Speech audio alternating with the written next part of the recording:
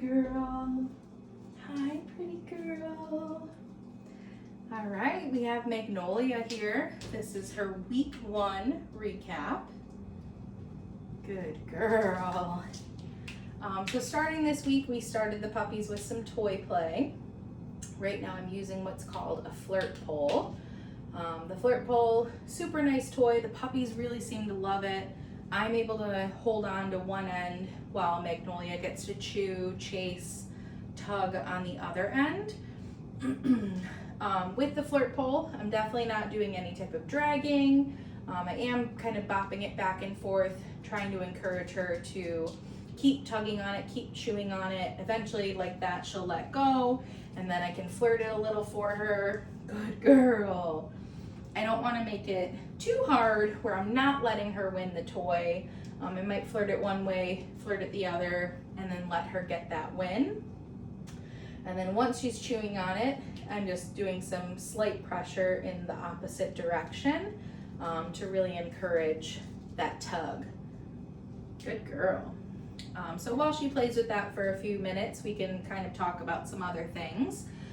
When you guys registered for the program, you should have gotten a confirmation email. This confirmation email is going to have the links to the videos. It'll have a link to video examples that's not specifically your puppy, but another puppy, demonstrating everything that we work on weeks 1, 2, and 3.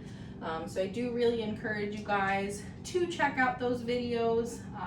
These recaps that we do right now, we're kind of going through the behaviors pretty quickly, and you're not gonna have the full description in this recap. So watching those other videos, you'll really see the what, the why, and the how we get the different behaviors. In that email, you'll also have some resources of handouts going over everything that we cover. Oh, good job. Yeah, I won that. Thank you. So right there, she let go of the toy. I took that as a win on my end. And that's my cue that we'll get started with our training. What are you doing, ma'am? So the first thing that we worked on this week, we wanted to introduce our reward marker. For that, we're using a clicker. And the clicker, we have to teach her what that click means. So we're gonna do what's called charging the clicker. And for that, I'm just gonna click and then hand her a piece of food. Oh no, you don't want the food? It's okay, I have another option if you don't. Good girl. So the clicker, the reward marker, it's gonna capture the behavior that we asked for. So it'll capture the moment in time that she offers us. So a sit, for example, she gets her butt on the ground, the 2 paws are on the ground. That's what we're capturing. So we'll click that and then we promise to give her a piece of food. Every time you click, food has to follow. What a good girl. Oh, you handled that dropped clicker very well. Sorry, babe.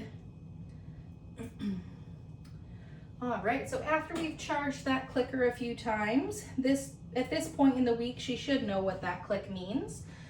We're gonna move right into following a food lure. So I'm gonna attach her to some food and then just take a few steps together. Good girl. The way that I'm holding my food, I have it in a flat palm. My thumb is gonna cover the food. That way she can still sniff it, lick it, taste it, and hopefully stays connected as I move my hand. Magnolia, what's this? Yeah, that's a good girl. Good job. Very good girl. And then I want to make sure that I do the same thing with my other hand. Very good job. And then in addition to just following it by itself, I want to pair it with her name. Magnolia. Good. This is going to be a fun way to help teach her some name recognition. It also is going to encourage her that when she hears her name, she needs to move to follow to find where that name came from. Good job. Don't eat that paper. No. What do I have? It's better than paper. Yeah.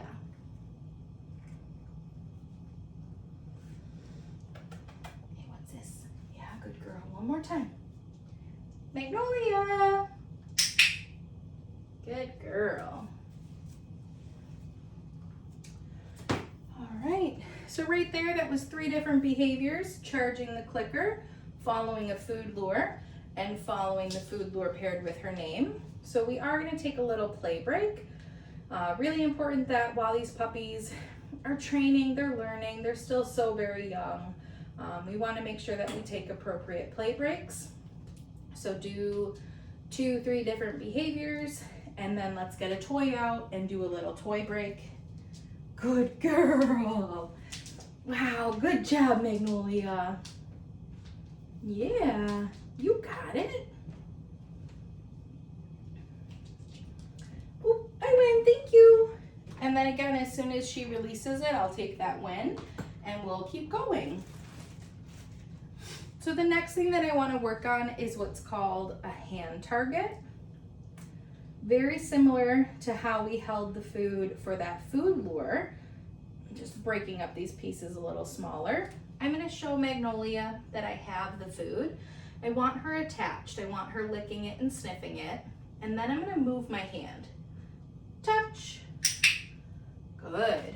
So instead of keeping her attached like we did for the food lure, I'm going to then detach my hand with the hopes that she will reattach. Hey, what's this? Good job. Touch. Good girl. And notice how I'm using both of my hands. I want to make sure that I am training with both. That way she doesn't start to favor one hand over the other. Hey, Magnolia, what do I have? Oh, good girl.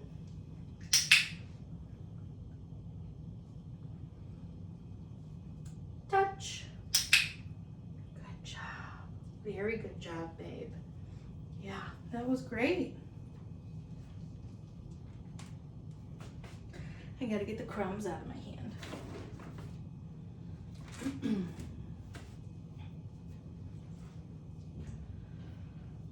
All right, and the next thing that we want to work on is going to be step 1 to using our mat.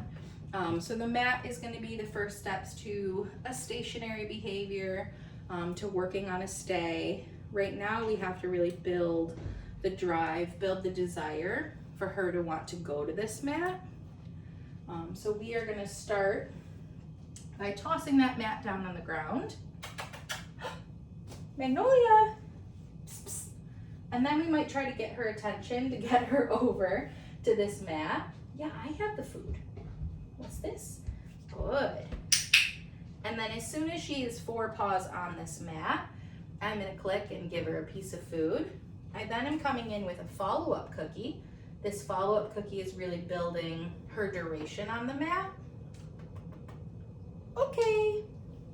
I'm going to toss a release cookie away. Magnolia, good. And then I'll use more food to get her over onto the mat. I know, I have it. You are into sniffing the floor. Okay. Good job. Magnolia, mat. Good girl. It's okay. Yeah. That's a bigger piece to kind of keep you there. Oh, very good. I like that you're laying down. Good girl. What's this? Okay. Good.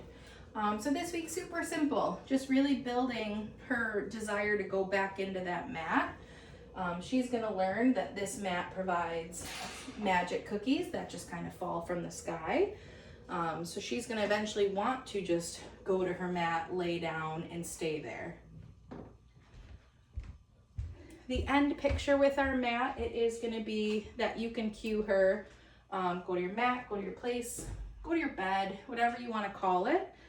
She's going to run over, lay down, and she'll stay there until we release her. Good girl.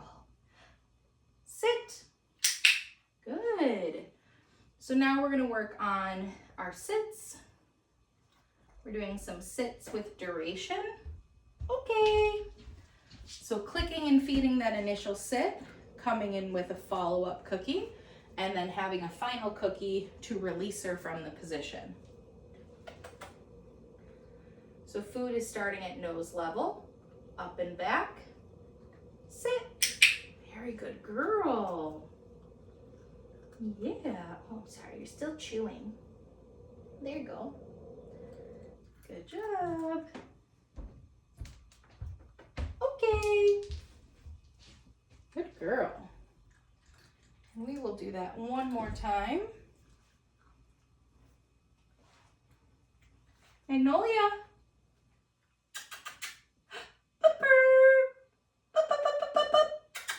Yeah, good girl. So notice how when I first called her name, she didn't respond right away. I did not say her name a second time though. I said puppy puppy, I made kissing noises, and I waited for her to then turn towards me. And as soon as she turned towards me, so turned towards the calling of her name, that's when I clicked and I fed her. Sit. Wow, good girl. You are so smart. Yeah. Very good girl. So added an extra follow-up cookie there. Okay. To really continue building on the duration of how long she stays in that sit.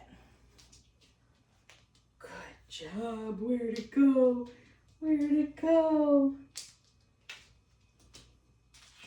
Good girl. So take a short break for some toy play. Keeping it fun, right? You like chewing on this toy, huh? Oh, oh, oh. Good job. Pop, pop, pop, pop, pop. Yeah, you got it? You got the toy? Good girl, Magnolia. Oh, look at you. Look at you. Where are you going? Where are you going with your toy? Hi. Good girl.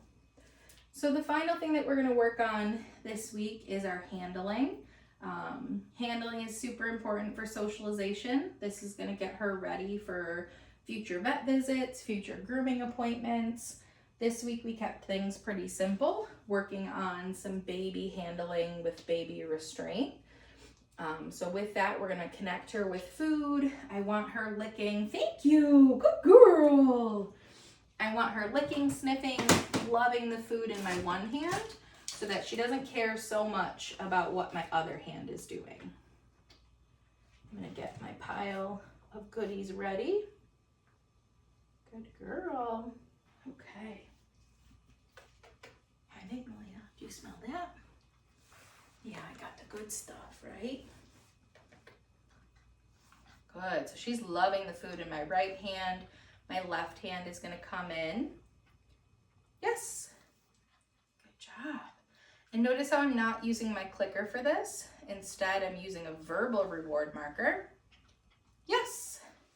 So instead of that audible click, I am going to use the yes.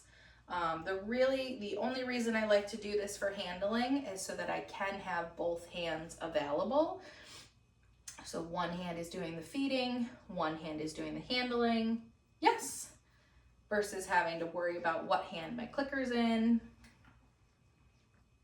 Yes. Good girl.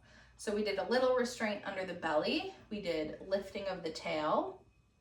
Yes. Now why? Why are we lifting up her tail like that? Eventually, she's going to go to the vet. She's going to have her temperature taken. Want her to be able to have that tail lifted. Also, when she goes to the groomer, they're going to have to lift that tail to clip up, clean up back there. Yes. So continue handling her in that way. And notice how I'm not pulling, yanking, tugging.